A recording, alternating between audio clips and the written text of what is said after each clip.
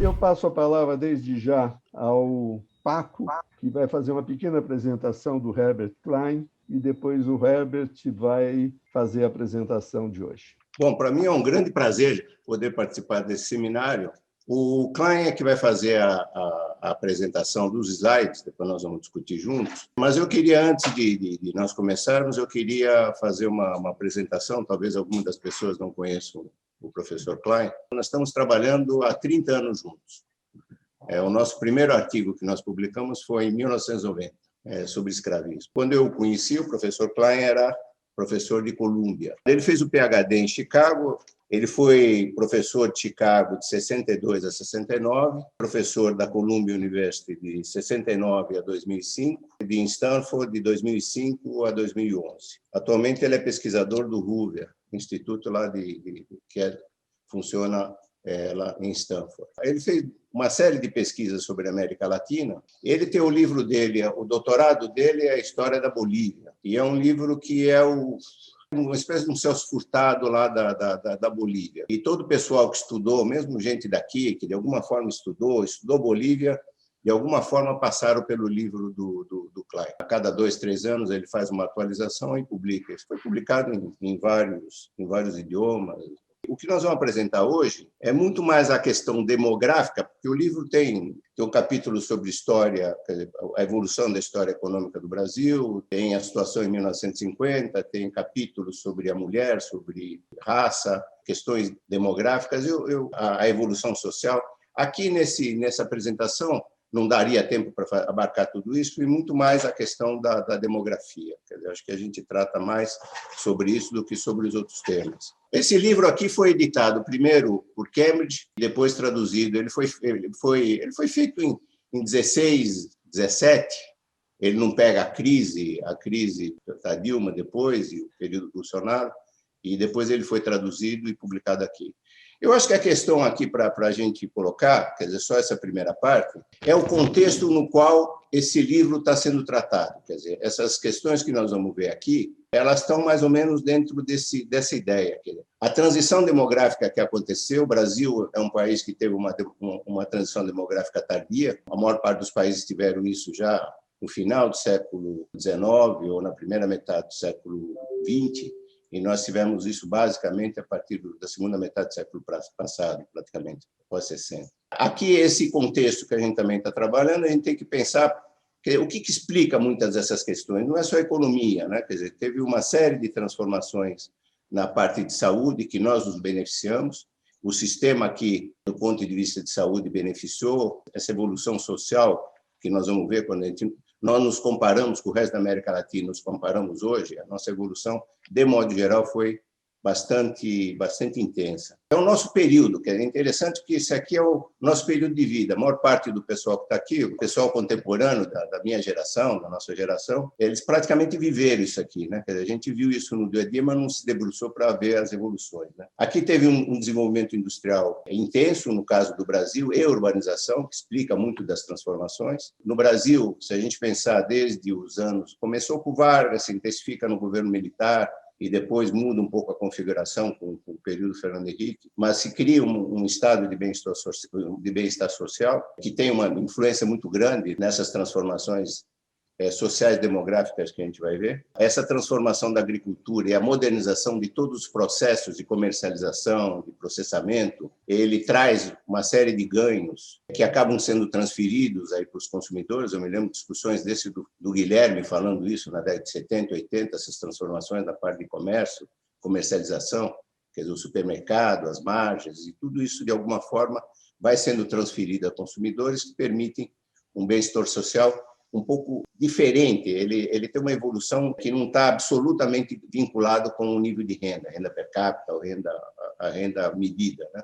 Teve uma série de avanços. Aqui, no caso do Brasil, a extraordinária evolução na área de educação, porque quando a gente olha o Brasil do Império, a educação é absolutamente abandonada. A Primeira República se interessa, São Paulo se interessa bastante, mas ainda nós estamos muito defasados quando a gente olha 1950 em relação aos nossos pares aqui da América Latina, em termos de níveis de educação, a diferença entre gênero, a cor, as regiões, essa mudança da disparidade é que é muito marcante em todas essas questões que nós vamos ver, mais do que na renda. Quer dizer, as transformações são mais intensas do que as transformações que se dão a nível de renda. A renda, as disparidades ainda permanecem fortes por cor, por sexo, por região, mas as outras transformações sociais e demográficas, elas se aproximam mais, elas são mais equivalentes hoje pelo Brasil como um todo. Existe, a partir principalmente do período militar, uma grande descentralização, desconcentração do processo industrial, tem impactos regionais que acabam ajudando essa questão. Aqui tem um novo, aqui um pouco dentro daquela ideia que o próprio Adualdo colocou no seminário dele, quer dizer, essas transformações que ocorreram. Quando ele fala muito mais do século XIX, na primeira metade, acontece de forma muito intensa no caso americano e outros países, mas aqui no caso brasileiro começa no século XIX, começa na primeira metade, mas se intensifica na segunda metade, e essa mudança de preços relativos, o preço de uma geladeira, por exemplo, que acaba afetando muito o bem-estar social, e ele, na verdade, é uma mudança brutal nessa questão dos preços relativos.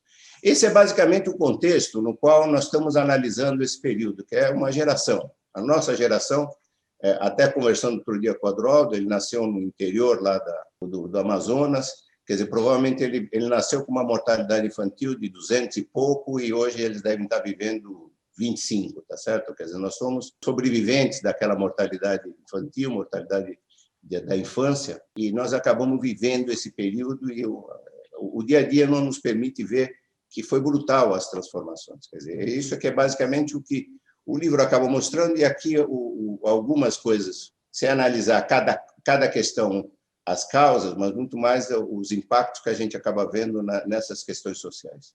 Acho que é um pouco esse o pano de fundo, acho que o Klein podia começar com os slides agora. Como foi Brasil em 1950? É interessante de ver Brasil no contexto da América Latina. Realmente foi um país bem atrasado, não foi ao nível de seus vecinos e foi realmente agrupado com os países da América Central que foram o mais atrasado. E, por exemplo, porcentagem urbanizado bem baixo nesta época.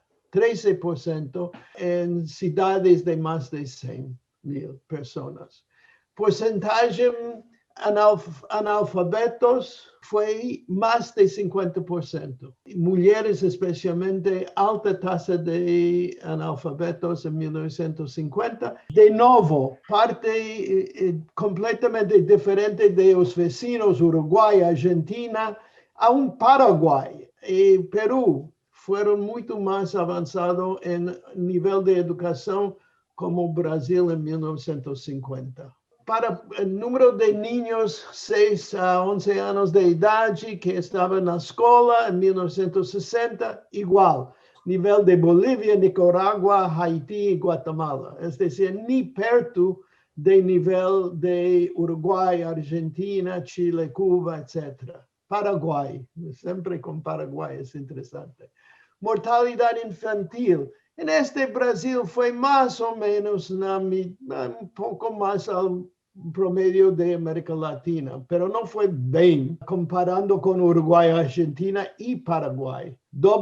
Quase doble o nível de Paraguai nesta época. E a esperança de vida não foi tão boa, comparando com Uruguai, Argentina. Todos os países típicos de vecinos foram muito mais avançados que o Brasil. Foi bastante atrasado, comparando com os outros países. Fertilidade foi extraordinário e alto em Brasil, e baixando um pouco durante o século XIX, mas não em forma muito precoce. Foi bastante lento, desde 7 a 5,5 em 1953. Então, taxa de fertilidade foi, es decir, de 7 niños por mulheres de 14,49 a 5,5. Y entonces, la pirámide de Idade fue típica de premoderna, es decir, alta tasa de natalidad y alta tasa de mortalidad. Entonces, esta fue la estructura del país y fue un país bien joven. Otra cosa fue, la economía fue realmente vinculado a la agricultura, en el sentido que 60% de población ainda estaba en agricultura, 14% en industria en 1950 y en servicios 26%. Va a cambiar, pero lentamente. Y diferencia grande entre las regiones. Nordeste, obviamente, gran diferencia del sur, de norte, estos dos siempre más. Tasa de mortalidad realmente extraordinario y no mudó mucho en esta época, hasta 1950. Y aquí en 1900, en el censo que yo estuve indicando, mujeres realmente más analfabetos que hombres, pretos mucho más que blancos, pardos igualmente, mal comparando con blancos. Entonces, un país bien dividido, bien atrasado en varios índices por origen de América del Sur. Comenzó en 1960 con el píldora que entró en Brasil en esta época, una transformación brutal en tasa de fecundidad. Este comenzó en los años 60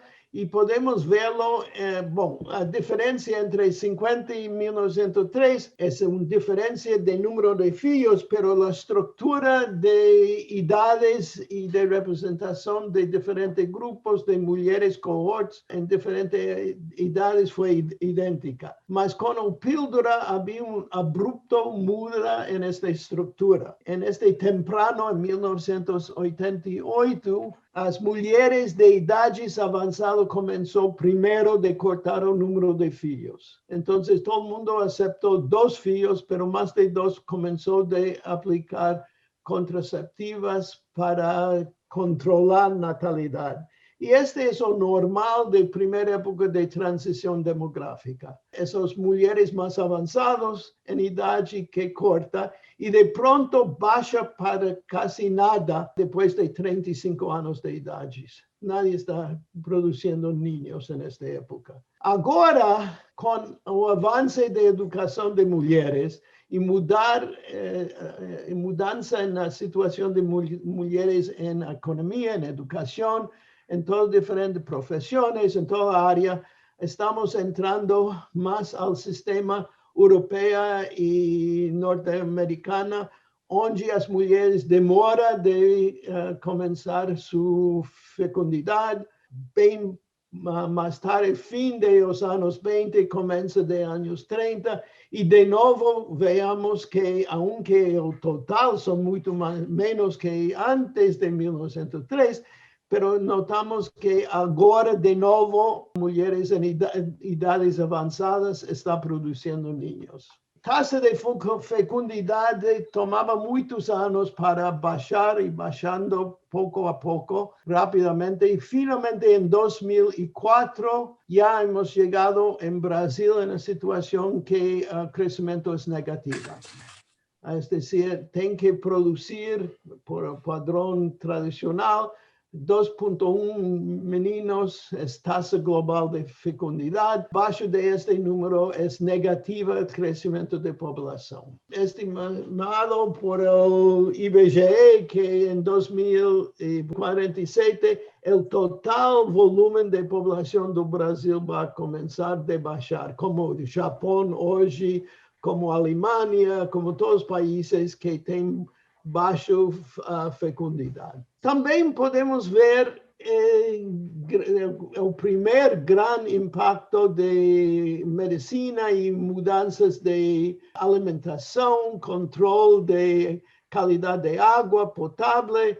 Todo esto tenía un impacto grande en tasas de mortalidad infantil y de crianzas en Brasil. Y se ve realmente desde casi 190 mortalidad de crianza hasta 20, mortalidad infantil de 130 hasta 20. 20 ainda es alto por padrones de Europa. Europa es 4 o 5 por 1000 nacimientos vivos, muertos por vivos, pero este es mucho mayor y tenía un gran impacto en esperanza de vida.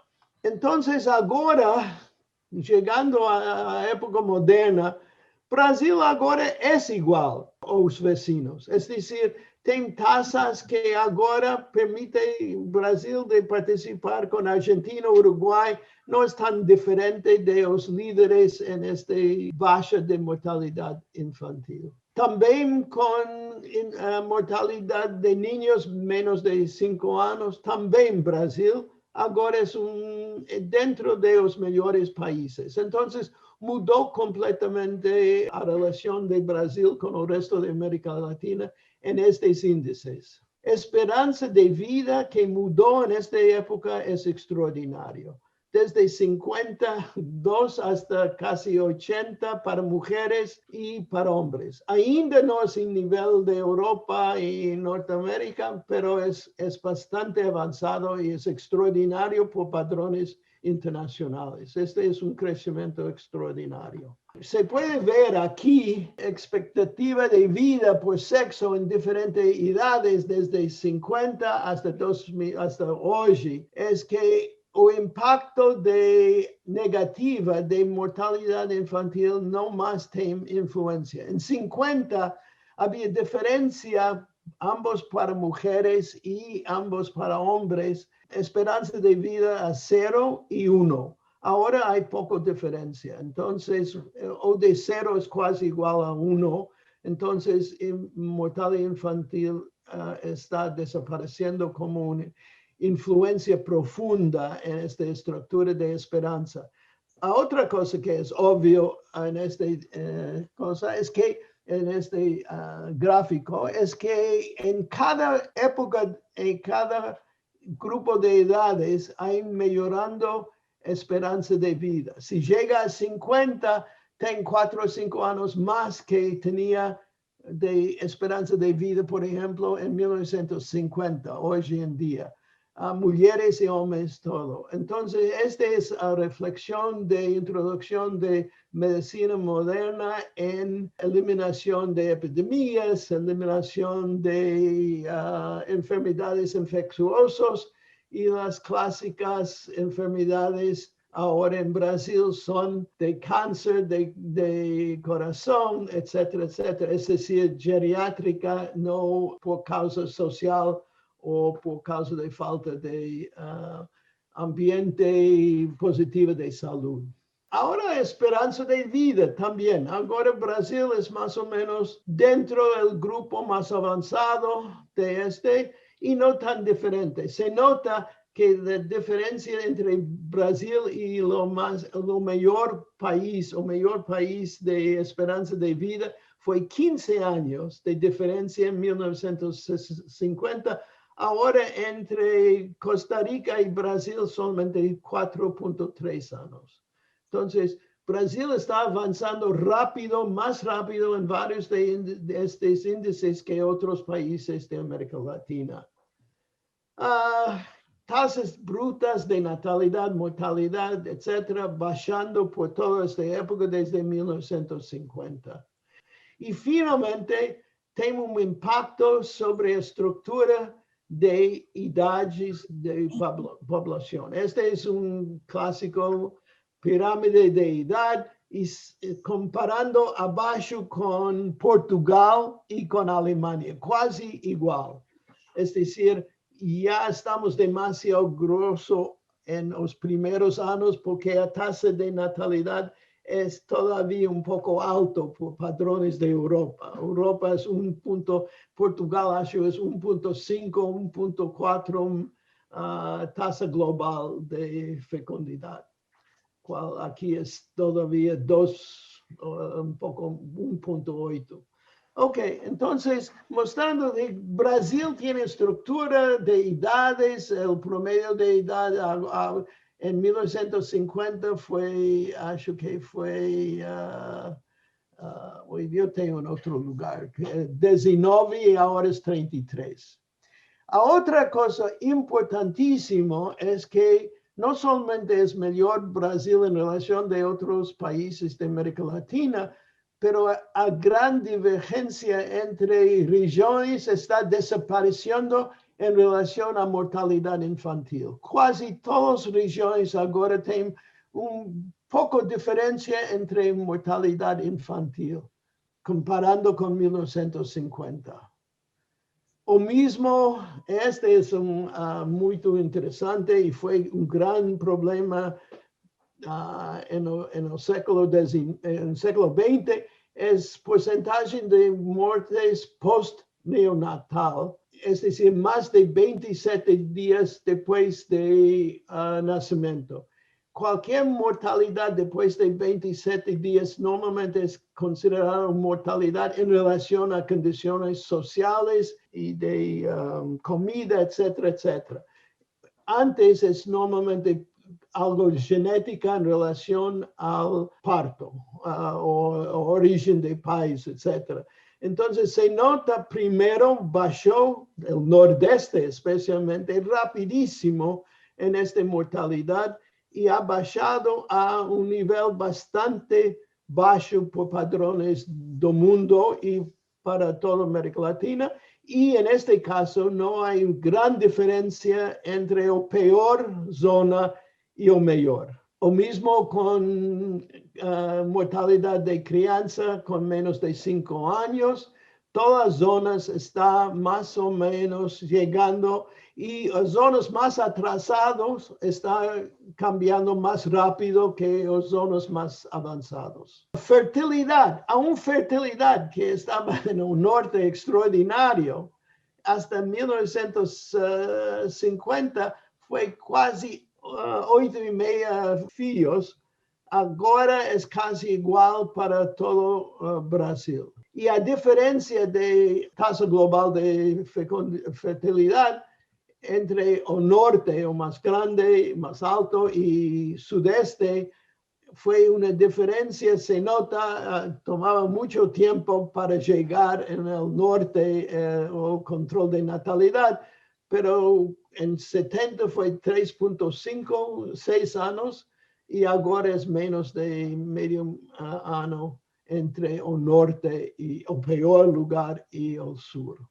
Analfabetos, este es obviamente una diferencia profunda.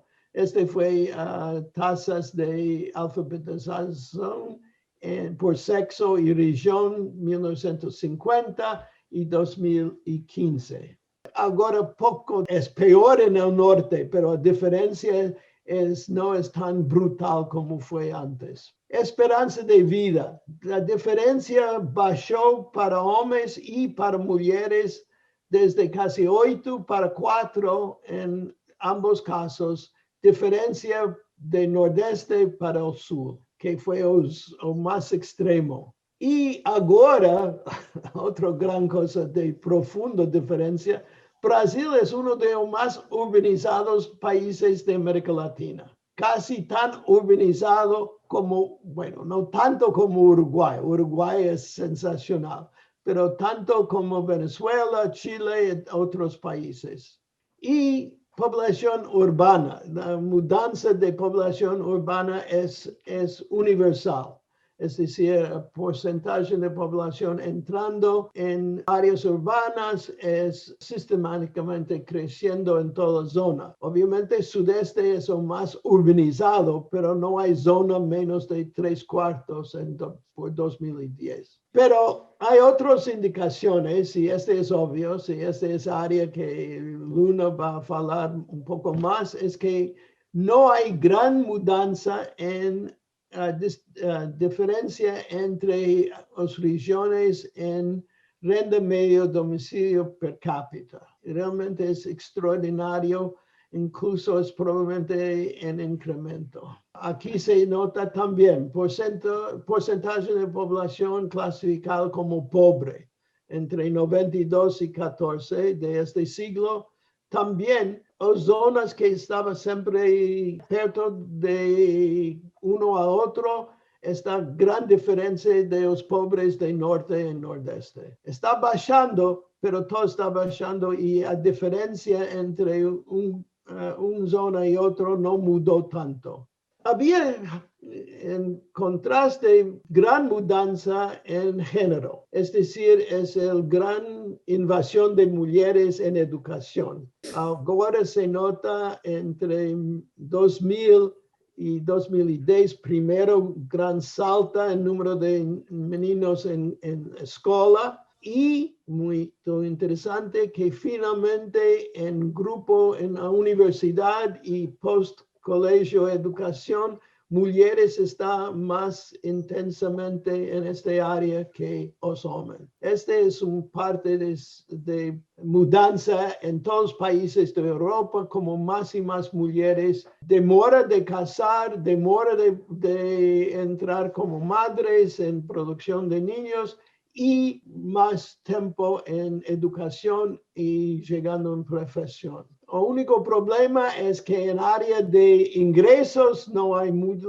diferencia en distribución de salarios entre un nivel de ingresos de mujeres comparando de hombres en mismo área de trabajo. Pero hay mudanza, y esta es parte del sistema de educación, entre empregados y trabajo doméstico. Trabajo doméstico está bajando en importancia en este século, o de trabajo salariado afuera de casa está creciendo para mujeres. Por supuesto, ingresos no mudó tanto, todavía discriminación por sexo, por color y por origen es diferente, con blancos bien diferente del resto del grupo. Y para terminar, la participación de renta antes de los impuestos del primer 1% más rico en 2010 muestra que Brasil es un país excepcional. Obrigado. Obrigado, professor. Excelente apresentação.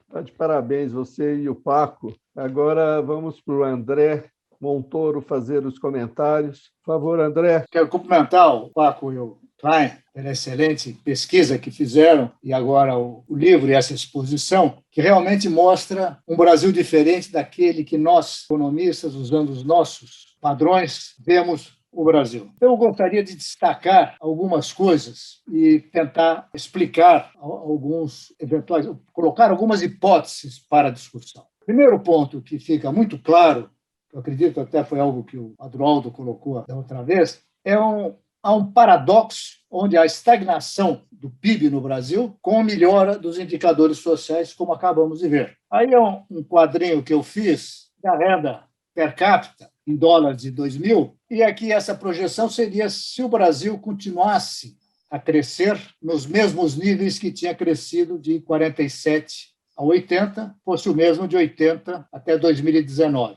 quando, na verdade, essa seria a trajetória, mantendo a taxa de crescimento, e essa foi a efetiva. A diferença é 3 vezes. Brutal essa diferença em relação à renda per capita que poderia ocorrer caso o Brasil tivesse mantido essa performance. E nós vimos agora que, do ponto de vista social, até a performance nos anos aí dessa estagnação econômica foram melhores, eventualmente, do que as anteriores. Analisando os dados também aqui do Brasil agora, desse ano, eu tive uma grande surpresa. Alto crescimento da produtividade em 2020. Usando os dados do IBGE de PIB trimestral e emprego, nós vemos que o PIB do primeiro trimestre de 2001, de 297, aqui na segunda, primeiro. Você praticamente está produzindo a mesma coisa, até um pouquinho mais. Aqui é primeiro trimestre também. Está produzindo um pouco mais no primeiro trimestre de 2001 do que em 2020. No entanto, no primeiro trimestre, não sei por que eu pus esse segundo aqui, de 2001 você teve 85 milhões de trabalhadores e em 2020, 92 milhões. Quer dizer, você teve 7 milhões a menos de trabalhadores com o mesmo PIB. Isso representaria, tá certo, um extraordinário avanço de produtividade de 8,7%. Me lembrei um pouco da teoria do Fay e Raines, da questão da produtividade marginal do trabalho zero, aquelas teorias conhecidas do desenvolvimento econômico. Aqui parece que acontece a mesma coisa. você tirou 8 milhões de pessoas do trabalho e tem a mesma produção. Para mim, isso é uma grande surpresa. Maior ainda, porque tem também aí quem realmente saiu do mercado de trabalho foram pessoas do setor privado. Do setor público saíram e não saíram, não trabalharam, mas continuaram empregados. Então, talvez esse número de trabalhadores efetivos seja até maior, tá certo? E é, para mim, uma grande surpresa. Nas aulas que eu dava de introdução à economia, de macro, e quando eu caía na área das contas nacionais, eu insistia nas limitações das contas nacionais. As contas nacionais têm um grande impacto, foi uma grande invenção de grandes economistas e que foi adotada no mundo inteiro, uma obra da ONU, mas tem limitações. Uma coisa não distingue, usando o exemplo clássico do Samuelson, manteiga de trator. Eu diria, até adiantando um pouco, eu vou falar, não distingue educação, saúde de obra de infraestrutura. Nada disso sobre a distribuição de renda, nada sobre as condições sociais, e, mais recentemente, existem as questões do meio ambiente, que também é uma limitação para as contas nacionais. Mas não interessa muito para nós hoje essas discussões. Mas, assim, enfatizar que as contas nacionais, o PIB, etc., renda, é uma medida de desempenho a curto prazo. É comum, por causa dessa metodologia comum da ONU, é possível fazer com cautela comparações internacionais, mas, principalmente, você pode comparar a economia em anos de curto prazo, 2, 3, 4 anos. Quando há um prazo maior, já existem muitas dúvidas com a questão dos novos processos, novos produtos, mudanças estruturais quase impossíveis de serem incluídas. Mas eu vou explorar hoje uma outra tecnicalidade, que eu acho que é mais específica para tentar explicar ou colocar algumas hipóteses a respeito desse fenômeno da paradoxo do crescimento econômico com o desenvolvimento social. Lembrando que o PIB mede o valor monetário de bens e serviços transacionados no mercado. Vários setores onde não são transações realizadas no mercado caem fora. É conhecida a piada do Samuelson, que se a secretária se casar com o patrão, há uma redução do PIB. Pode parecer brincadeira, mas na época da Revolução Cubana, houve uma queda, logo depois da Revolução, houve uma queda grande do PIB. E eu, na ocasião, ouvi uma explicação de que o que houve foi uma mudança estrutural, no sentido de que houve uma redução drástica no turismo e as pessoas, em lugar de trabalharem para os gringos, tá certo, turistas, começaram a trabalhar para si próprio, limpando a sua casa e não os hotéis. Não sei se isso é verdade ou não, ou explica, mas era algo que foi levantado por um ministro do Planejamento de Cuba, na ocasião, que mostra essa limitação, que talvez tenha a ver alguma coisa com o Brasil. Quando eu fui, outro ponto, quando eu fui presidente do Ético, eu pedi para o nosso filho do nosso amigo, Fernando de Holanda Barbosa Filho, aliás, eu pedi para a Fundação Getúlio Vargas, e que indicou o Fernandinho, para analisar qual o tamanho da economia subterrânea, ou economia oculta. É aquela economia, aquela parte da economia que, por razões fiscais, ou regulamentares, ou de saúde, ou legais, ou às vezes até atividades criminais, essas transações não são registradas. Então fica essa informalidade. Algumas dessas não registradas acabam entrando por métodos indiretos no PIB, mas uma boa parte não entra.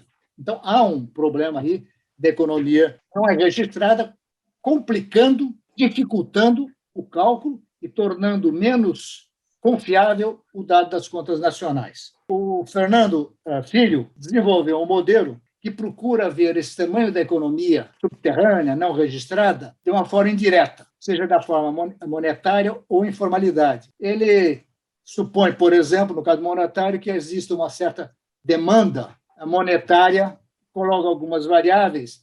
Então, a partir da demanda monetária que haveria se todo mundo trabalhasse, você vendo o movimento monetário, você consegue estimar o tamanho que seria se todo mundo utilizasse os meios de pagamento normais. E a mesma coisa com relação à informalidade. É um modelo interessante.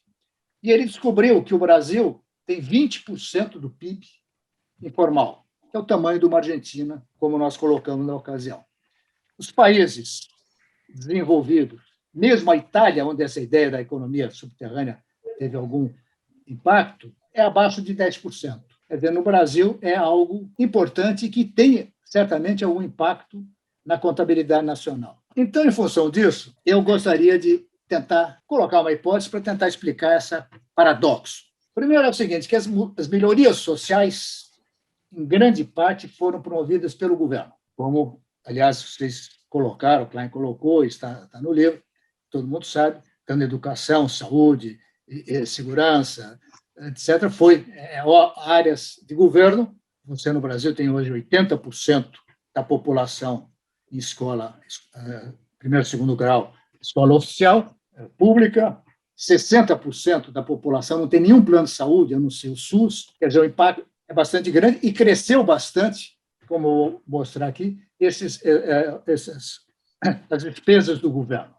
E a carga tributária aumentou de 23% em 91 para 32% em 2019. Eu não vi o impacto, analisando dentro das contas nacionais, dessa discrepância.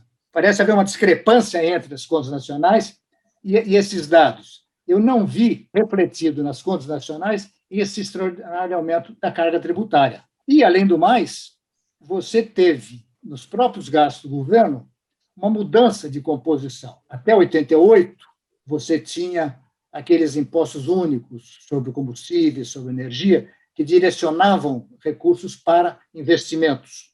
Com a Constituição de 88, desapareceu esses impostos, foi mudada a estrutura tributária, e o que aconteceu foi que, paulatinamente, os investimentos, conceito de contas nacionais, conceito contábil, foram se diminuindo e aumentando os gastos sociais do setor público brasileiro.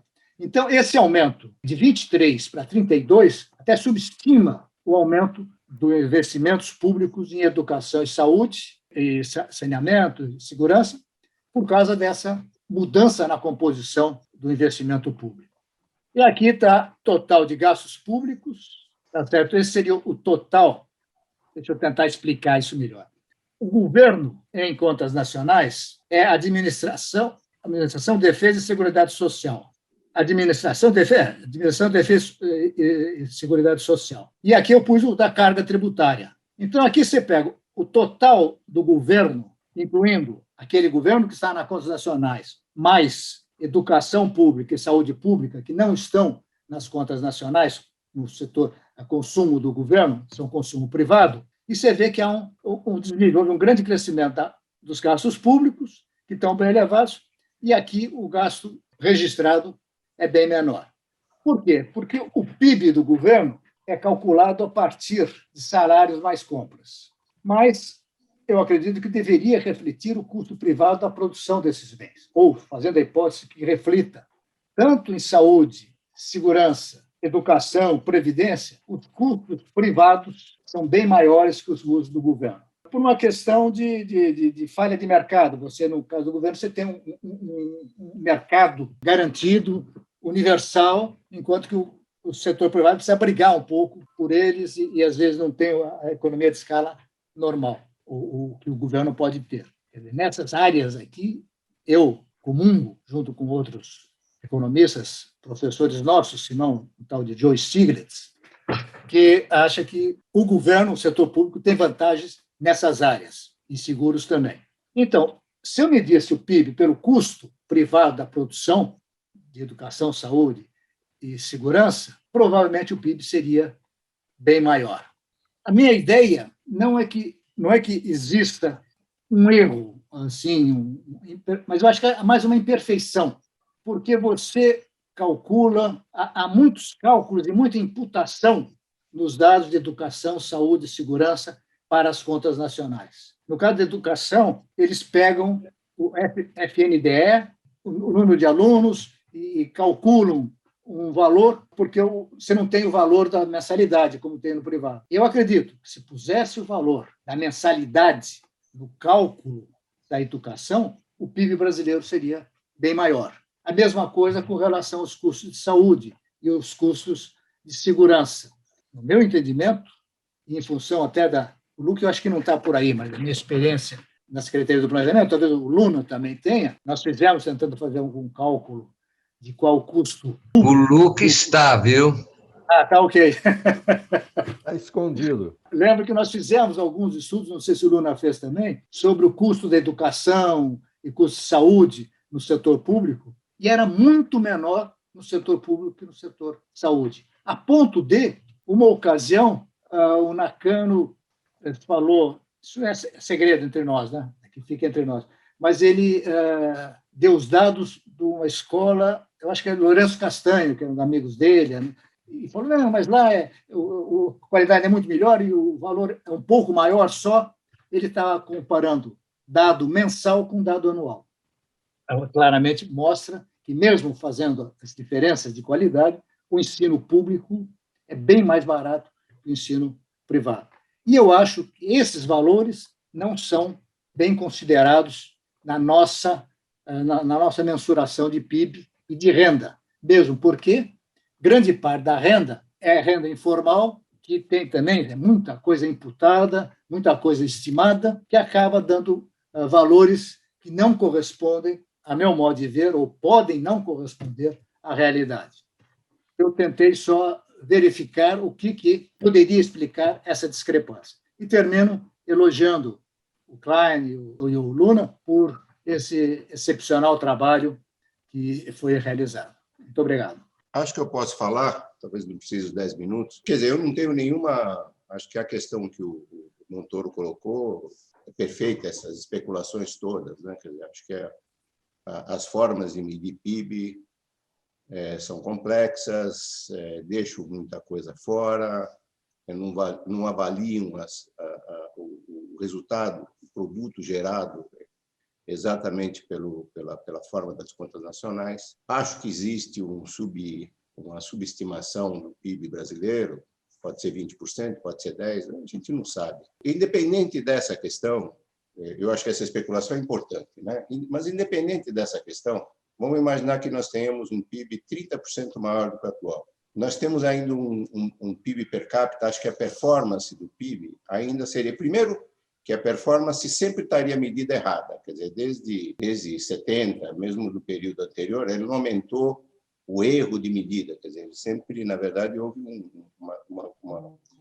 erro de medida persistente. Mas eu acho que não é a questão do tamanho, acho que é a questão da magnitude da transformação em relação à magnitude do PIB. Qualquer que seja a medida, vamos imaginar que tenha 30% de diferença, mas a magnitude da transformação ela é muito maior do que a magnitude da variação de renda. E que não é simplesmente, que é um paradoxo de fato, mas é um paradoxo a partir de uma série de transformações que a sociedade viveu. Algumas questões são óbvias, quer dizer, quando você coloca vacina, é um benefício, na verdade, que alguém desenvolveu uma vacina em algum lugar e nós estamos sendo beneficiados por aquilo. Eu me lembro, por exemplo, que quando eu trabalhei no governo federal, havia um determinado momento, lá no governo Sarney, havia um determinado momento, alguns anos antes, que houve uma queda muito forte na mortalidade infantil. Perguntando lá para o pessoal lá da área de saúde lá do IPEA, que conheciam bem aquilo tinha sido uma mudança, usar o soro, açúcar quando a criança tem diarreia, usar o açúcar e sal. Foi uma transformação que mexeu com mortalidade. Nós tivemos vantagem, nós tivemos evolução em saneamento, água, nós tivemos evolução nas vacinas, nós tivemos evolução na alimentação, bens que foram produzidos com produtividade melhor na área industrial e agrícola, que de alguma forma foram transformadas.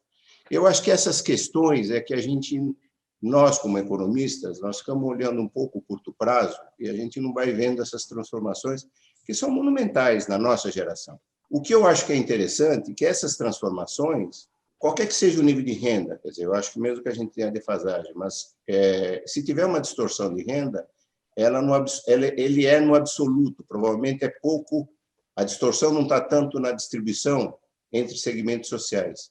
E o que a gente nota é que, na verdade, as transformações sociais, em todos os lugares, as transformações por cor, por gênero ou regional, ela é muito maior do que aquilo que aconteceu na parte distributiva. Ou seja, nós somos um país que continuamos sendo um país muito desigual, nós conseguimos manter essa desigualdade, mas, ao mesmo tempo, as transformações estão ocorrendo. E talvez essas transformações que permitam que essa sociedade seja tão desigual que se mantenha por tanto tempo a desigualdade. Se, na verdade, as transformações sociais não fossem tão violentas e, na verdade, não tivesse refletido na sociedade como um todo, talvez a gente não conseguisse ter uma desigualdade social tão grande como a renda mostra. Esse, para mim, a questão é fundamental. Para mim, outra questão, quando a gente olha também a história de 50 para cá, ou de 30 para cá, e nesse período mais moderno, período mais contemporâneo, o papel do Estado é fundamental. Quer dizer, eu acho que qualquer pessoa que olhe esses números e volte para trás e diga que o papel do Estado, o Estado tem que diminuir, o Estado é grande demais, o Estado gasta mal, ele gasta mal, mas ele gasta em certas coisas que o setor privado não gastaria, gastaria talvez mais caro. Então, na verdade, esse papel do Estado, acho que a gente tem que sempre pensar que o Estado no Brasil, ele teve papel fundamental em tudo. Quer dizer, ele instituiu o Estado de Bem-Estar Social, desenvolveu um setor como a agricultura, ele estimulou as questões de desequilíbrios regionais, ele investiu maciçamente em educação e saúde.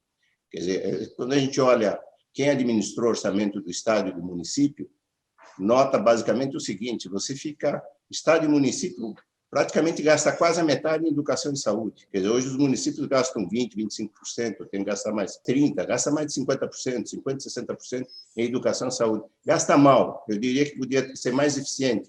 Mas está gastando em educação e saúde. Quer dizer, na verdade, o papel do Estado no Brasil, ele não pode ser desprezado. E ele foi fundamental, acho que, nessas questões que estão acontecendo aqui. Uma parte desse gasto que ele se apropriou, basicamente, aumentou a tributação, o que o Montoro mostrou, sem dúvida, aumentou a carga tributária, mas, de alguma forma, talvez se não tivesse havido essa transferência, a gente não conseguiria ter socialmente subsistido numa situação de desequilíbrio de renda tão grande como a que a gente vive.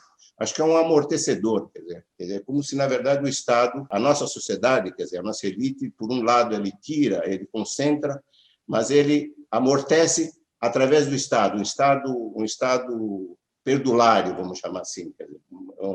Mas eu acho que ele tem um papel importante, esse perdulário, entre aspas, ele tem um papel importante. Acho que a gente não teria essa situação hoje se não fosse assim, o Estado brasileiro. Agora é um momento do debate. A primeira ponto que me chama a atenção, vai um pouco na direção do André, é que quando se olha 70 anos, a mudança tecnológica foi brutal, para falar pouco. Vocês falaram, para mim, só posso concordar, de ganhos na área de saúde. São extraordinários, mas uma boa parte disso vem de pesquisa, desenvolvimento, inovação. Então, parte dos ganhos está associado à mudança tecnológica, uma parte importante vindo de fora. Quer dizer, vacinas, tudo isso. A integração internacional faz isso. Integração internacional, aliás, é muito curioso. Eu estudo mudança tecnológica. Os nossos modelos de inovação são inspirados em pandemias.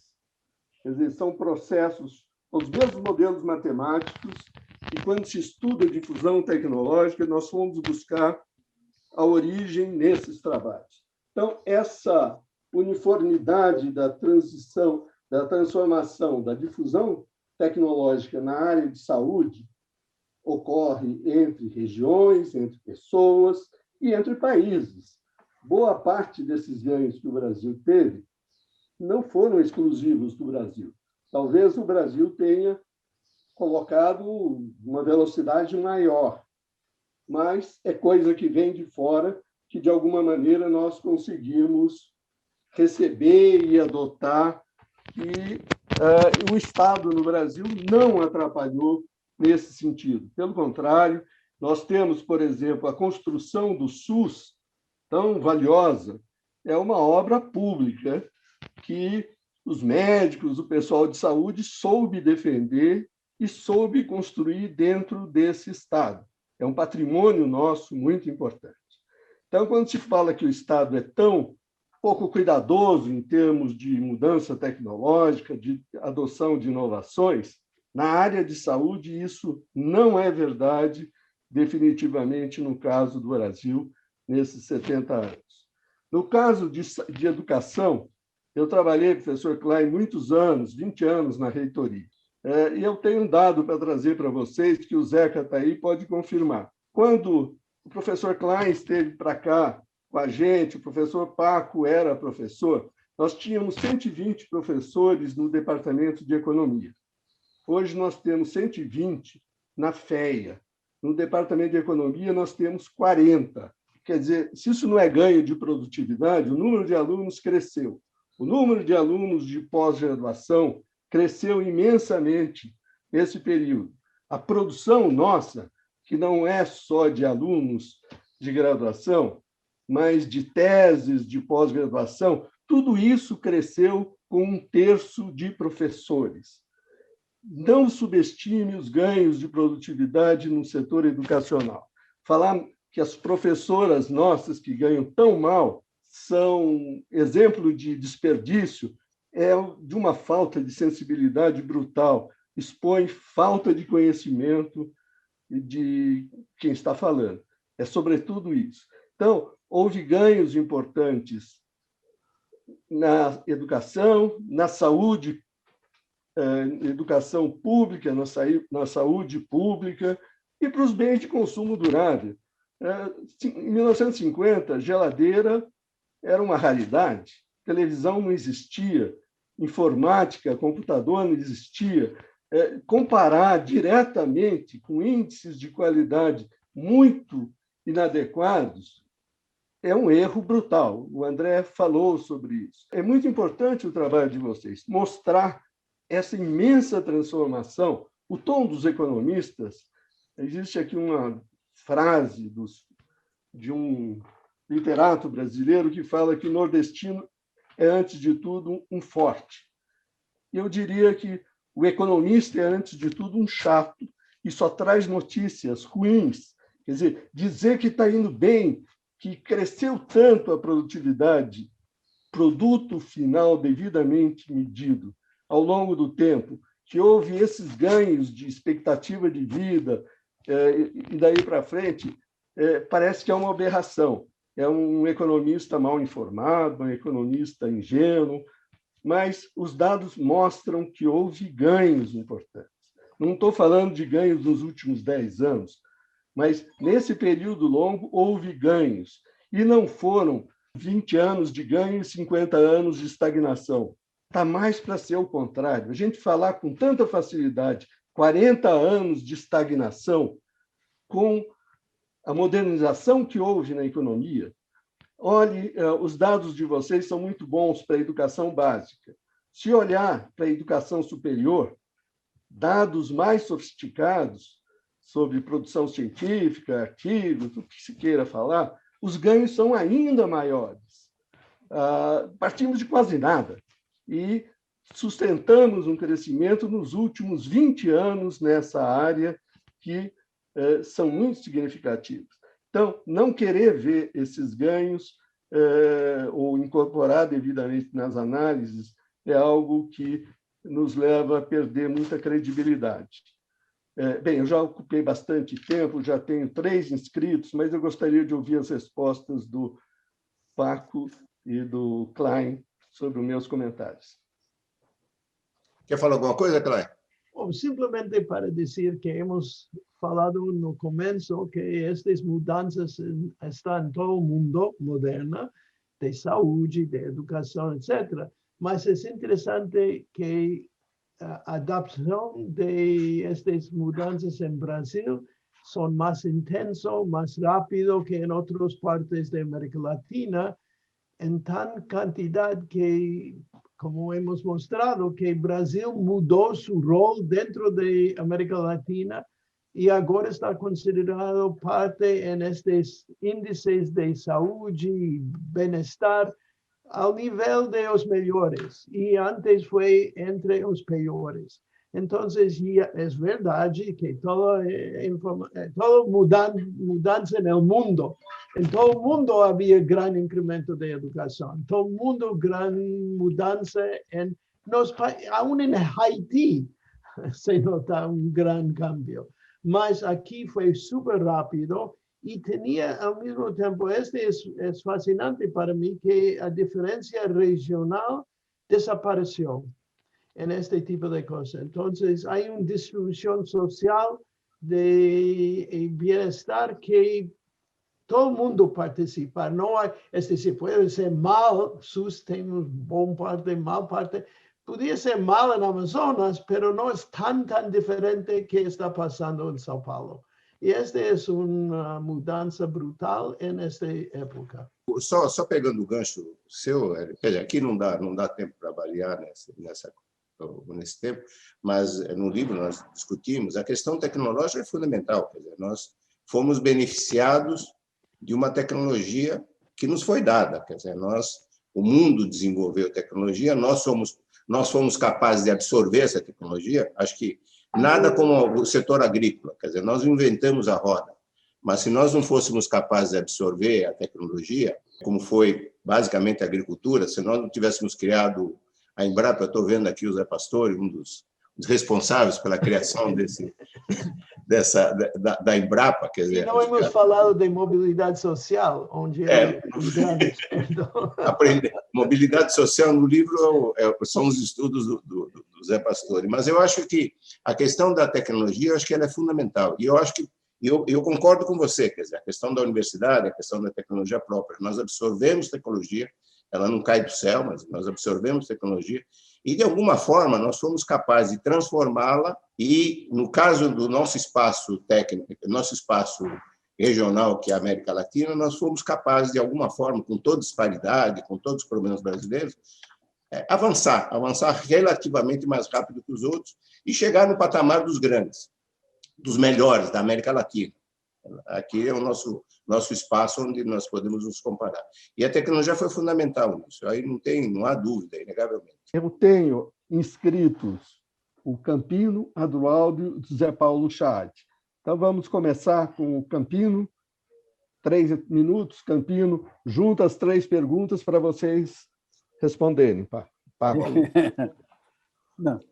Bom, primeira coisa, eu queria cumprimentar o Luna e o Klein pela brilhante apresentação e dizer que nós temos na Faculdade de Economia, no nosso departamento, o curso de Demografia Econômica que eu dou e que é muito popular entre os alunos.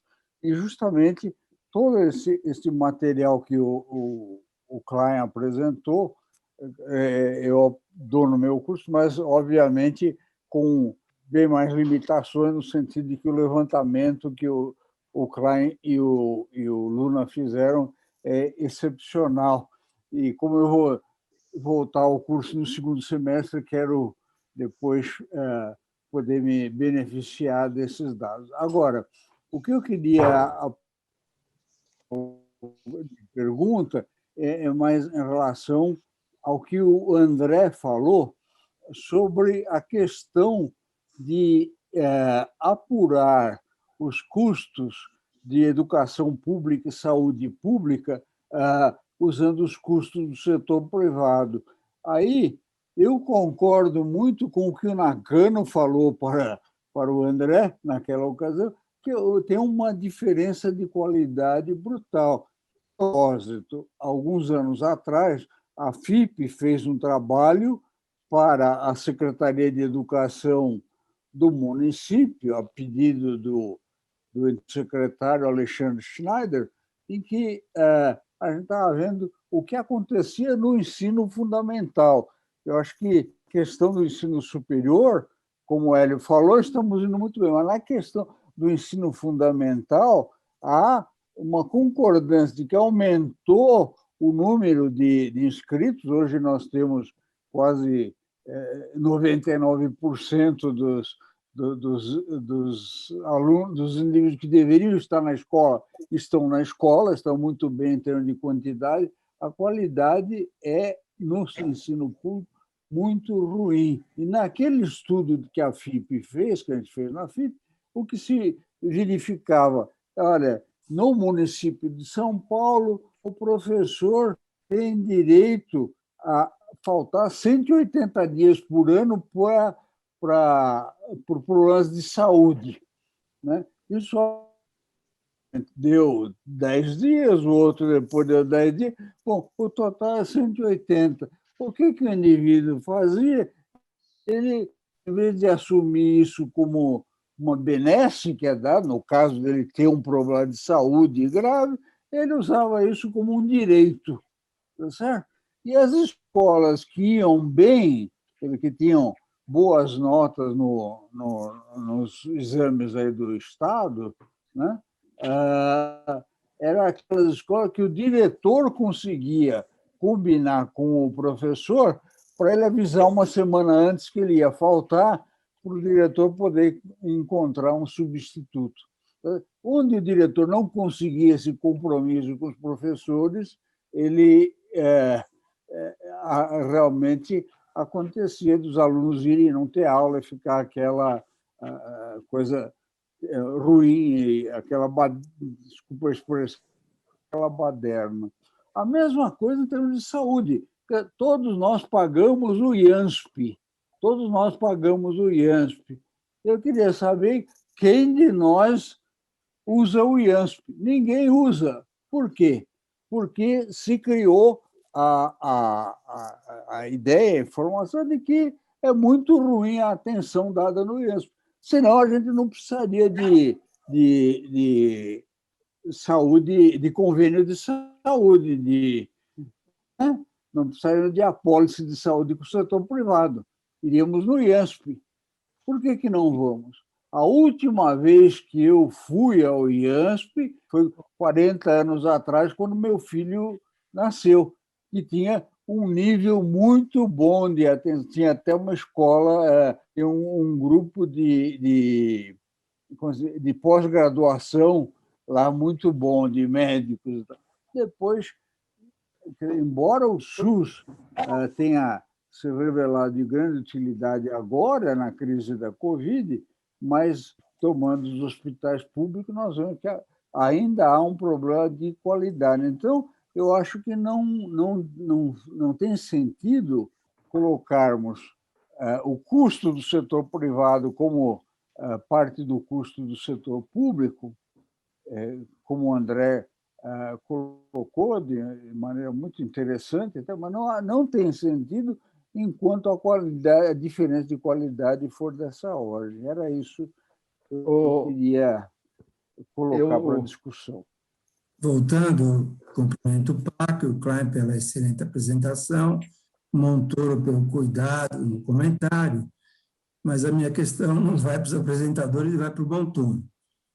E é uma observação, professor, essa história de que a produtividade do ano passado aumentou. Eu não sei, não vou dizer que sim nem que não, mas eu lembro aqui, no passado, a Conceição Tavares, com mais alguém, escreveu um artigo sobre a aritmética perversa dos salários.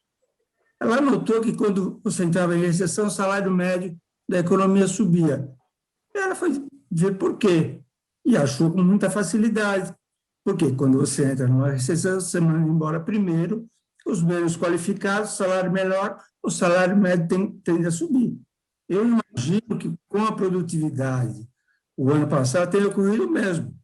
Na recessão, com pandemia, sem pandemia, você manda primeiro os menos qualificados e sobra os mais qualificados e mais produtivos. Talvez tenha sido isso que você capturou. Eu volto a insistir que eu não tenho nenhuma outra indicação sobre produtividade. Hélio, você, quando falou da faculdade, então, o número de professores do Departamento de Economia, de 10 anos atrás, 15 anos atrás, hoje é o número de professores da faculdade. E a produção é maior. Só que o PIB é menor, que o PIB é medido pelo número de professores e o salário dos professores. Então, é esse ponto, que, aliás, é toda a dificuldade com todos os serviços. E isso é mais serviço que não tem preço de mercado. Quer dizer, a mercadoria não é vendida. Tá certo? A gente poderia, isso que eu estou falando, poderia usar, então, no caso da USP, um pouco mais do que cobraria o INSPER, porque nós somos melhores, tá certo? Então, seria o adequado para medir o nosso valor. Então, você deu exatamente o caso que eu falava dessa dificuldade de educação e saúde. Segunda coisa, Hélio, no negócio da saúde, eu acho que o exemplo da saúde no Brasil, assim como o caso da agricultura, foi um setor onde, claro que houve avanços internacionais, mas foi um que se preparou e assimilou essa tecnologia muito mais do que os demais setores, especialmente os setores industriais. Hoje, o Brasil é um líder em matéria de saúde e, mais ainda, em matéria de vacina. Você sabe perfeitamente que não é só o Butantan, a Fiocruz, você tem e mesmo o setor privado, hospitais de altíssimo nível. Tá certo? Então, houve também esse processo de assimilação. Com relação ao que o Campino falou, eu tenho para responder o seguinte. Eu gostaria que você visse os trabalhos do Naércio, que ainda continua, se não me engano, nosso aluno, nosso professor. Ele mostra que, tanto no setor, no ensino fundamental, com exceção do ensino médio, o avanço da melhoria da qualidade do ensino público no Brasil é bastante expressivo. O ensino médio que está com alguns problemas, mas até a 8ª grade, os dados que ele mostra nos estudos sérios que ele faz, mostra que está havendo uma melhoria de qualidade bastante grande no ensino brasileiro. E lembre o seguinte, eu não estou falando das grandes escolas de elite do Brasil, mas as escolas públicas que comparam nos exames aí, tá certo, da Enem, etc., com uma boa parte das escolas privadas, que cobram bastante caro. Então, não é para colocar, a minha ideia, no aluno público, o gasto que se tem no Santa Cruz ou no Bandeirantes. Por sinal, eu sei de um estudo que mostrou que, fazendo a conversão, é exatamente o gasto que tem o aluno na Noruega. Pegando o mesmo gasto dessas escolas não tão brilhantes, o valor que tem uma qualidade equivalente do setor público, eu acho que daria um resultado diferente. E com relação ao CHAD, o que eu falei é o seguinte, que você produziu o mesmo valor com 8 milhões de pessoas a menos. Então, significa, como nos modelos de desenvolvimento, que a produtividade marginal desses, ou me permite pensar que a produtividade marginal desses 8 milhões que saíram é zero, porque o total do produto ficou igual com 8 milhões a menos. Para mim, isso representa um ganho de produtividade daqueles que continuaram trabalhando. Essa questão da estagnação, é bom lembrar que o dicionário define estagnação, não é como crescimento zero, certo? É o crescimento abaixo do seu potencial. Eu acho que todo mundo concorda que você, se desse uma arrumada boa nesse país, o produto seria bem maior, entendeu? Então, eu continuo entendendo que há realmente uma estagnação nesse sentido. Essas observações feitas aí quanto aos ganhos tecnológicos, que muita coisa melhorou, certo? Eu vou até qualificar essas coisas que eu falo de estagnação, mas todos esses ganhos seriam muito maiores se você crescesse mais o PIB. Certo? Eu só queria falar sobre a questão do Campino, a questão da educação, da saúde.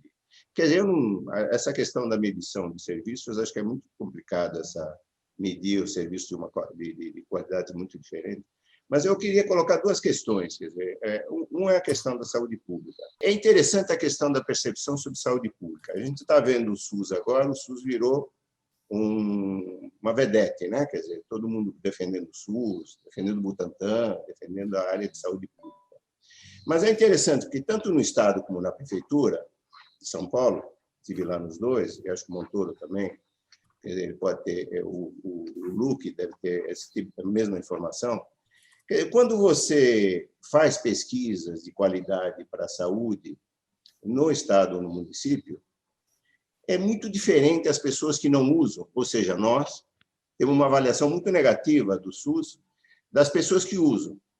Se você excluir a questão de tem fila, é difícil de sair de um sistema para outro, quando você tem nível de menor complexidade para maior complexidade, quando você tem que a hotelaria é bem pior.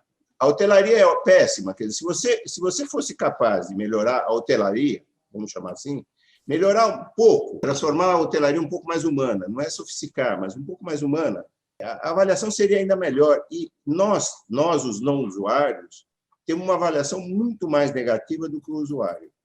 E eu acho que ele tem um papel muito importante. O SUS sempre teve um pouco perdido aqui pelo caminho.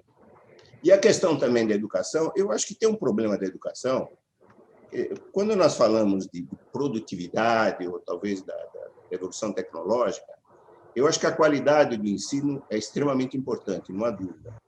Mas quando a gente faz uma revolução que tira as crianças da rua e coloca na escola, que a gente conseguiu já no Fernando Henrique, naquele período, nós temos 20 anos já todas as crianças na escola. O nível de educação, de civilidade que se dá para uma criança na escola é infinitamente maior do que a diferença de qualidade entre estar numa escola pública ou estar no Bandeirantes. Quer dizer, acho que essa é uma medida que a gente não pode desmerecer. Acho que a questão da educação pública, com toda, nós podíamos ser muito mais eficientes, nós podíamos estar formando melhor, mas quando nós vemos esses números, ter colocado a criança na escola, eu acho que ele é muito importante. Pode ser que o fato da gente não ter qualidade pode estar comprometendo nossa capacidade de crescer do ponto de vista tecnológico, virar um par no mundo tecnológico.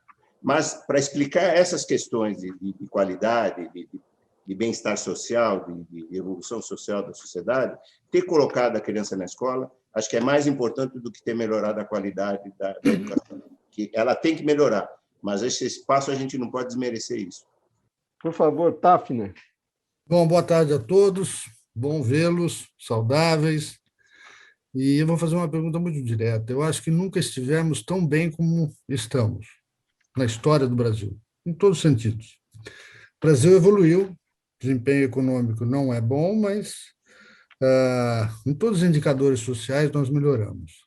Mas daí não deriva que tudo isso decorre da ação do Estado. Por exemplo, eu não posso atribuir a redução da fecundidade a um papel do Estado.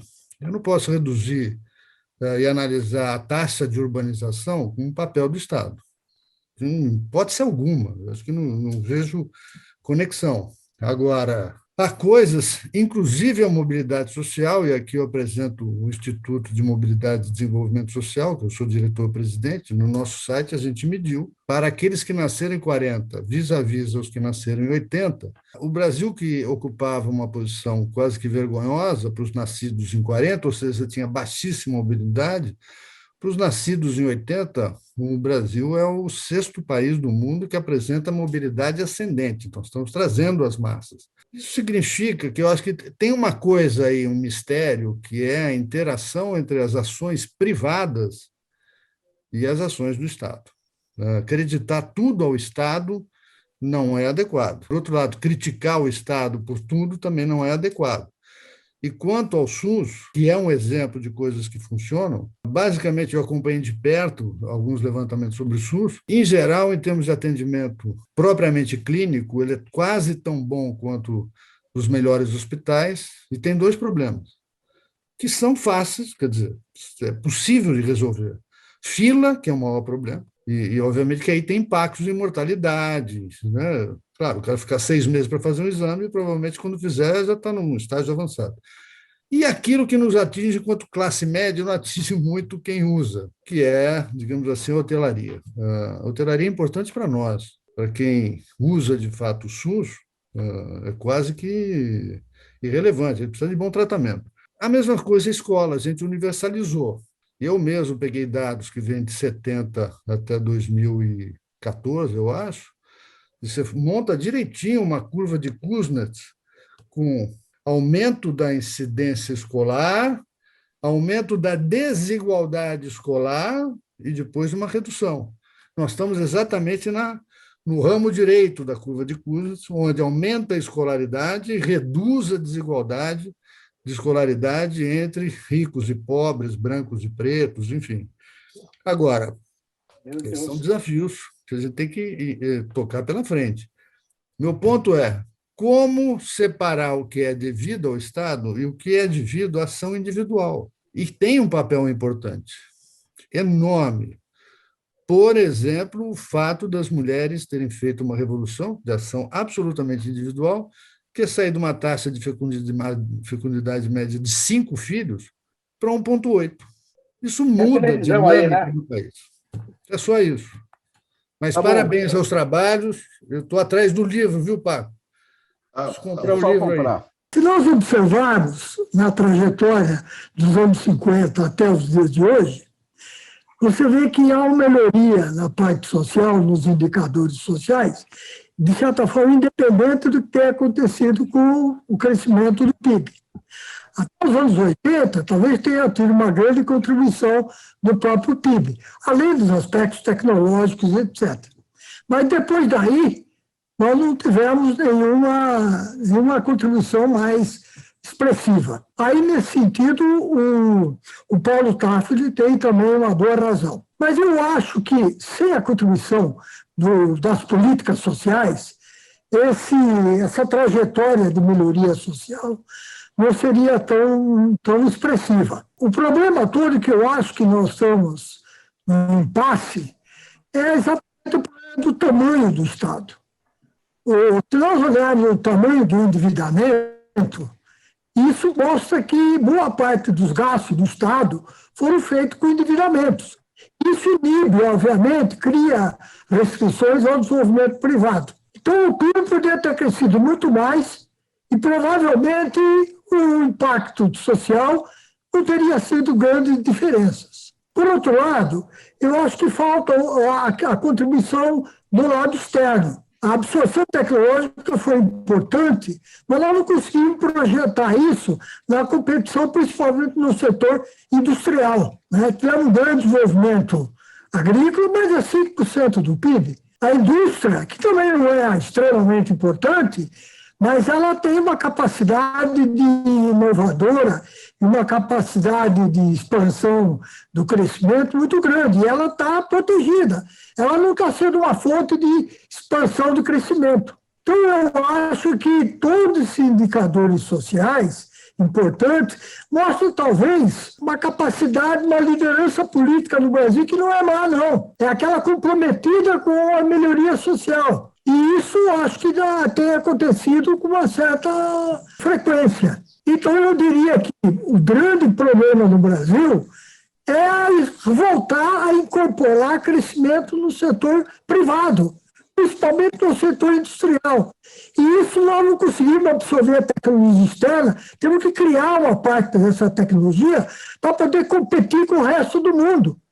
Então, o crescimento da economia, através do crescimento da expansão mundial, ela está praticamente meio bloqueada. E aí o Estado não pode gerar externalidades suficientes para absorver esse crescimento, essa capacidade de crescer. E o Estado se devota inteiramente ao social. Não está gerando grandes externalidades, porque não está fazendo mais os investimentos que geram externalidades ou que geram inovações profundas. Professor José Pastore é o terceiro deste bloco. Grande prazer em ver o Herbert Klein aqui, faz muito tempo que eu não encontro com ele. Eu queria fazer um comentário sobre os que usam e os que não usam o SUS. E depois fazer uma pergunta para o Luna e para o Klein. Eu faço parte de uma obra social lá em Heliópolis. Eu trabalho há 25 anos lá com o pessoal da favela de Heliópolis, naquele instituto de música, Instituto Bacarelli, que educa as crianças com música.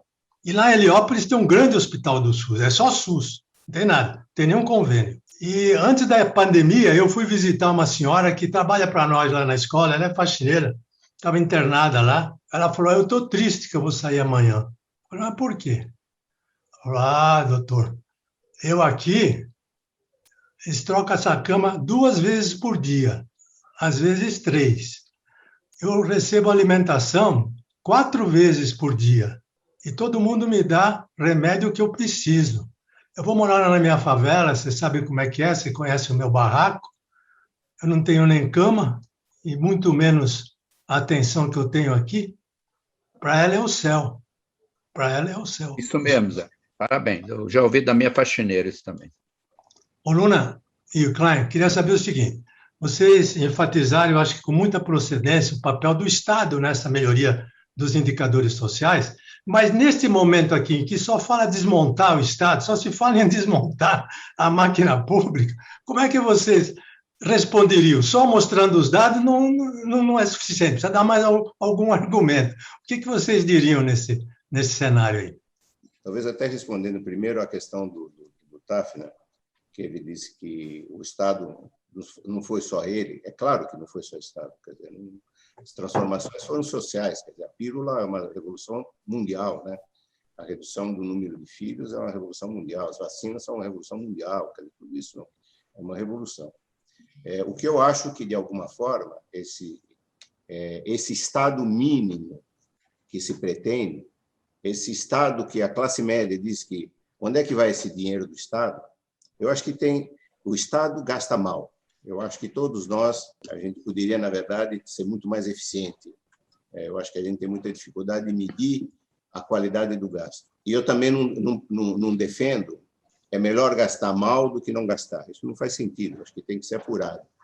Agora, que o Estado teve um papel fundamental na preservação dessa sociedade brasileira, nesse bem-estar, nessa política social, que, por exemplo, o SUS é um exemplo, e que é visto pela sociedade, pela classe média. A gente que está próximo de nós vai dizer essa mesma coisa, que o dinheiro, na verdade, onde é que vai o dinheiro do imposto que eu pago? Ele está atendendo a maior parte da população. Quer dizer, a classe média critica isso e, na verdade, isso não tá sendo medido.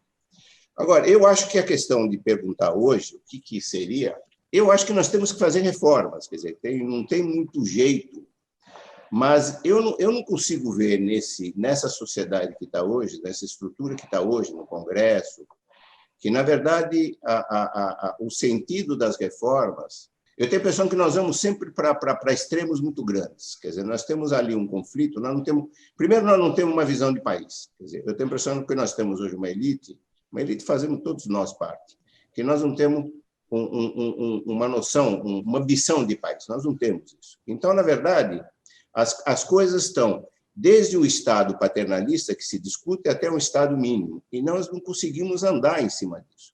Eu acho que nós podemos reduzir um pouco o tamanho do Estado por economia do excesso. Não sei como fazer isso. Sinceramente, não sei como fazer. Mas o que não pode ser feito é pelo desmonte do que está funcionando. E o que está funcionando, como a educação, como a saúde, como a previdência, o que está funcionando, ele não está sendo avaliado nem pela mídia, nem pela classe média, de forma correta. Eu acho que o Estado ele está sendo defendido pelo lado errado. Eu acho que o Estado ele não é defendido pela coisa certa. Quer dizer, acho que esse tipo de trabalho para ver o que o Estado de fato representou e o que tem que tirar de excessos, mas preservar aquilo que ele é essencial, eu acho que esse é um trabalho que cabe a nós. Quer dizer, eu acho que nós não estamos fazendo o dever de casa. A gente está também ficando no discurso do Estado, não pode mexer no Estado, o Estado tem um papel grande, tem que preservar isso. E, por outro lado, o debate do outro lado é muito radical, né? Quer dizer, acaba o dinheiro da ciência, acaba o dinheiro da educação, o SUS não serve, o professor não quer trabalhar, é um pouco essa noção de que o professor ele falta 180 dias, o Campino falou, quer dizer, é verdade, por exemplo, a educação, eu também lidei muito com a questão do Estado e a prefeitura, você lida com isso. Existem duas coisas completamente diferentes. Existe a corporação dos professores, esses caras são contra a educação. O professor que está lá, ele é a favor da educação. Ele é um sujeito que trabalha, faz, se beneficia de certas coisas, mas ele é corporativo. Eu acho que, acima de tudo, nós teríamos que ser capazes de começar a mexer com corporações. A educação é uma, corporações. E eu acho que nós não temos ninguém com coragem de mexer com as corporações em geral. Eu acho que a gente é uma coisa que a gente não está enfrentando, mas eu tenho a impressão que nós precisaríamos tentar afinar um pouco mais esse discurso e defender aquilo que funcionou, sabe? Eu acho é um pouco a agricultura. Veja, a agricultura, e aqui nós fizemos um outro livro sobre a agricultura. O debate sobre a agricultura a agricultura é ruim porque ela é concentradora, e ela teve um papel fundamental em tudo isso. Essa transformação que se vê da agricultura brasileira, ela é revolucionária, ela é um exemplo mundial. Quer dizer, as pessoas mundialmente não entendem o que está acontecendo no Brasil. Quer dizer, na verdade, o Brasil hoje é um player internacional no mundo da agricultura, e que nós, muitas vezes, tem problemas, quer dizer, agora tem desmatamento, mas com esse troglodita que está aqui, não dá para ter outra coisa. Mas, por exemplo, há 3, 4 anos atrás, nós éramos exemplos da questão de um bom manejo da questão ambiental. Há 3, 4 anos atrás, nós éramos exemplos disso.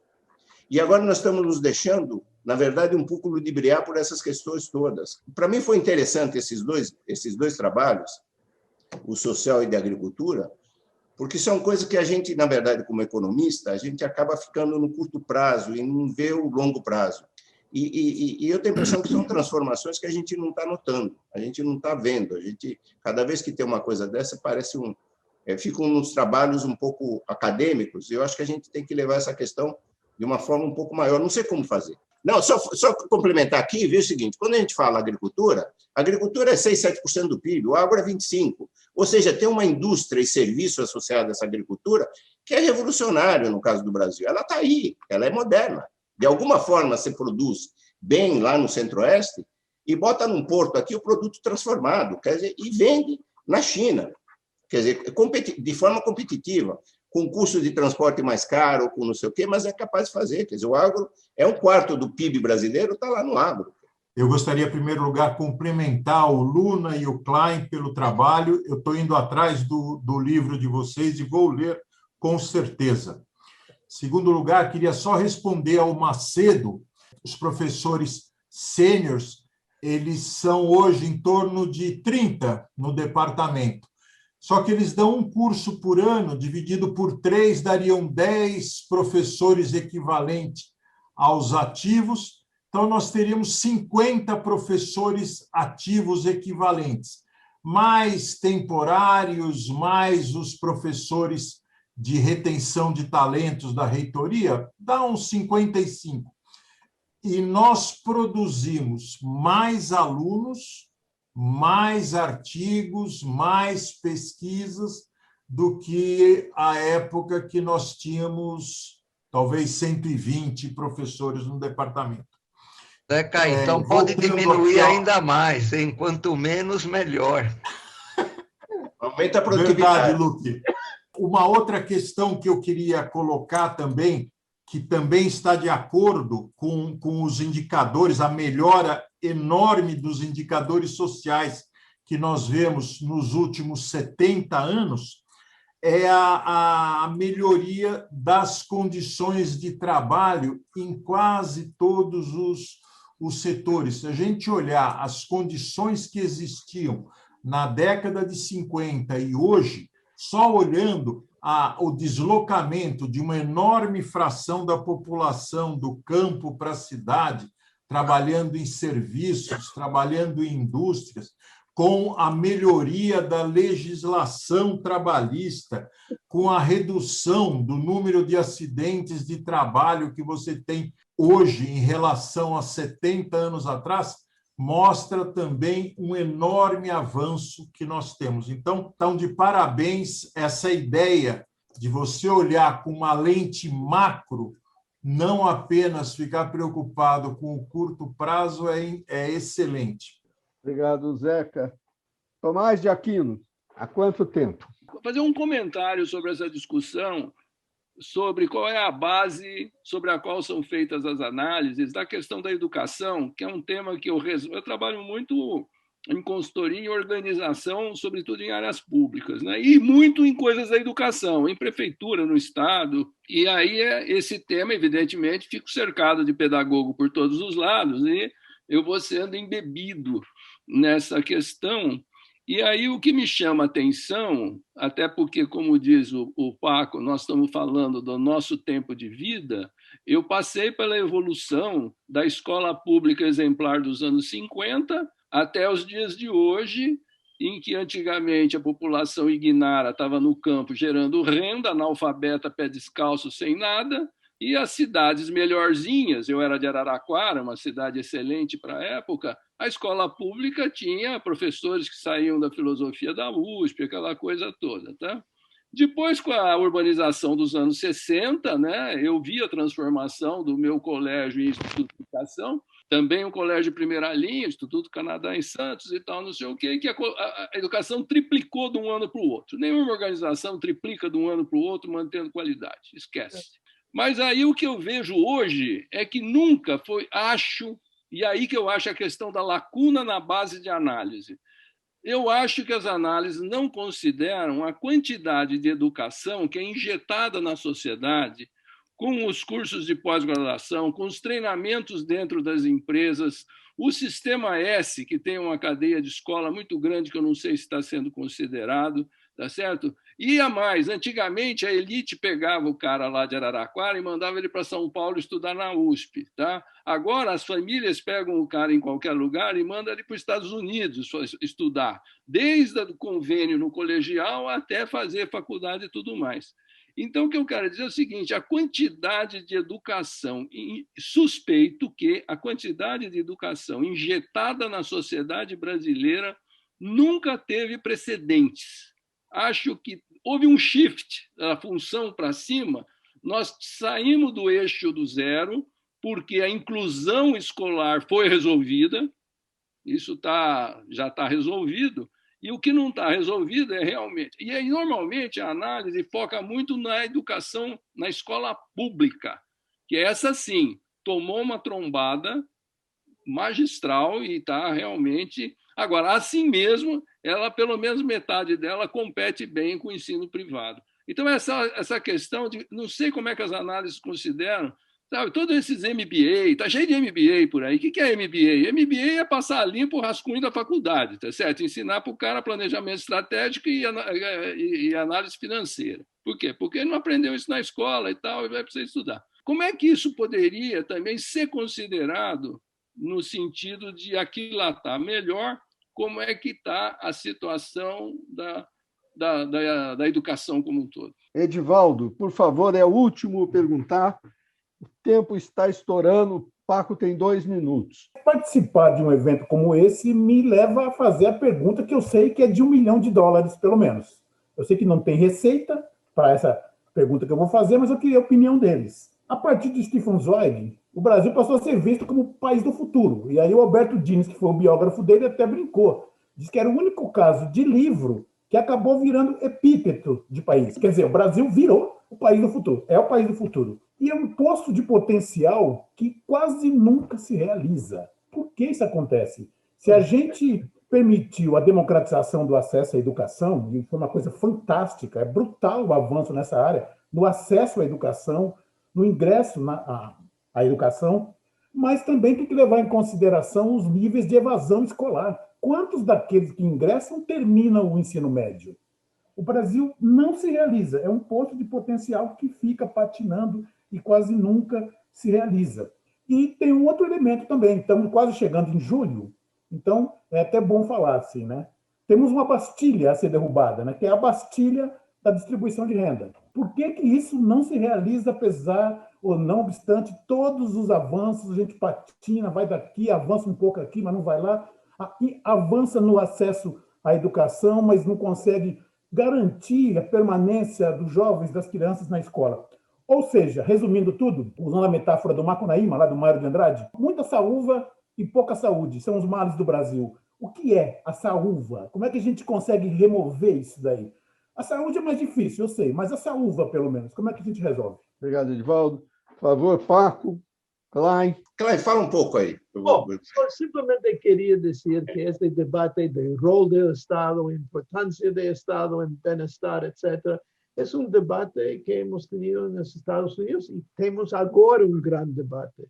Depois da violência de Trump em destruindo toda a estrutura do Estado e o esforço do Partido Republicano de fazer é óbvio que este é um debate não somente para o Brasil, mas para muitos países. Inglaterra abandonou a austeridade, está apoiando mudando suas ideias de relação do Estado do Partido Tory, e em toda parte é um debate constante, mas tem que dar conta que o gasto do Estado é fundamental, porque há áreas onde a capital particular não vai entrar.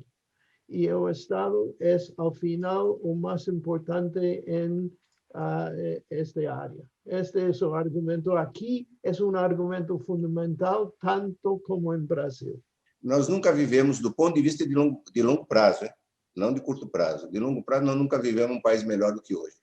Tá certo? Esses indicadores mostram isso. Nós estamos hoje melhor do que há 3 anos atrás? Provavelmente não. Quer dizer, o desemprego é maior, tudo isso. Mas nós estamos melhor que 20 anos atrás? Estamos. Quer dizer, a sociedade está andando, ela caminha, ela anda, podia dar mais rápido. E tem uma questão da distribuição, que aí eu deixo a pergunta para os nossos amigos economistas, né? Como é que a gente quebra essa questão da distribuição de renda? Não foi o nosso papel no trabalho, e esse é um problema que é um problema complicado. Não sei se são os economistas, são os politólogos, quem é que conseguiria trabalhar com isso. Quando você vê, por exemplo, a mobilidade social que houve nos anos 80, até os trabalhos do Pastore, quer dizer, hoje é menor. Mas a questão mais grave, eu acho que o problema mais grave que nós temos hoje para enfrentar, ainda para o futuro, e nós não conseguimos, é a questão distributiva. E nós somos um dos piores países do mundo. Qualquer medida que a gente faça, quer dizer, esse PIB, outro PIB, melhora o PIB, tira as distorções do PIB, quer dizer, de fato, nós somos uma sociedade desigual. Essa é uma marca da sociedade brasileira. Como é que nós vamos resolver isso? Essa nós não temos resposta. Quer dizer, aqui, para nós, eu diria que foi quase que um dado, tá certo? Quer dizer, uma coisa tão estrutural dentro da sociedade brasileira que as outras coisas se moveram, mas essa questão é complexa. Na renda, nós melhoramos, esse é o interessante isso, que nós melhoramos a qualidade, a disparidade social, mas nós não melhoramos a questão da renda. A renda é uma concentração. Por isso, queira ou não queira, o papel do Estado acaba sendo fundamental nisso. Que ele acaba, no fundo, ajudando a fazer um pouco de arbitragem dessa concentração. Ficou aqui, então, um tema para o próximo livro do Paco e do Klein, estudar a distribuição de renda, que todos nós estamos aguardando. Obrigado a todos.